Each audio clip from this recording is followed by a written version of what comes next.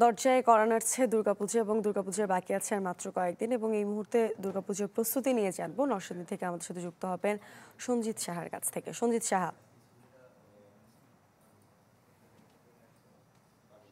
হিন্দু ধর্মাবলম্বীদের যে সবচেয়ে বড় ধর্মীয় উৎসব শারদীয় দুর্গাপূজা, সেই উৎসবকে কেন্দ্র করে কিন্তু নরসিংদীতে ব্যাপক প্রস্তুতি চলছে এবং মণ্ডপে মণ্ডপে চলছে সাজসজ্জা। আপনি দেখবেন যে আমি এই মুহূর্তে দাঁড়িয়ে আছি নরসিংদীর যে প্রতিমা বা কারখানাগুলিতে, সেটা দেখবেন যে এখানে কিন্তু শেষ মুহূর্তের কাজগুলো চলছে এবং প্রতিমাগুলো কিন্তু এখন মণ্ডপে তৈরির প্রস্তুতি সম্পন্ন করে কিন্তু মণ্ডপে পাঠানোর জন্য কিন্তু চেষ্টা চলছে এবং শেষ মুহূর্তে কিন্তু রং তুলির যে আঁচড়, সেই আঁচড়ের কাজ চলছে এবং ফিনিশিং এর কাজ চলছে।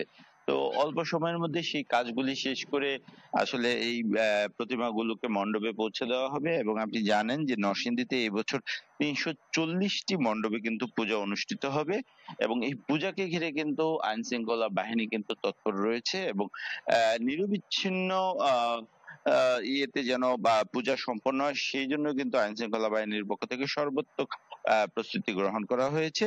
এর বাইরেও হিন্দু ধর্মাবলম্বী যারা রয়েছে এবং এই সম্প্রদায়ে যারা নেতৃস্থানীয় রয়েছে, তারা যে বিষয়টি বলছে যে এবারের পূজাকে আনন্দঘন পরিবেশ করে তুলতে কিন্তু তাদের পক্ষ থেকে সর্বাত্মক প্রস্তুতি নেওয়া হয়েছে এবং মণ্ডপগুলিকে বর্ণিল সাজে সাজানো হচ্ছে।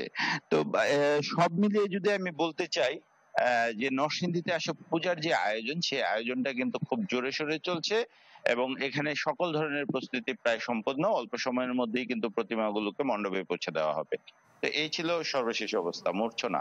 সঞ্জিত, আপনাকে ধন্যবাদ। দর্শক, আমাদের সাথে নরসিংদী থেকে সঞ্জিত সাহা যুক্ত হয়েছিলেন, জানাচ্ছিলেন দুর্গাপুজোর সবশেষ প্রস্তুতি সম্পর্কে।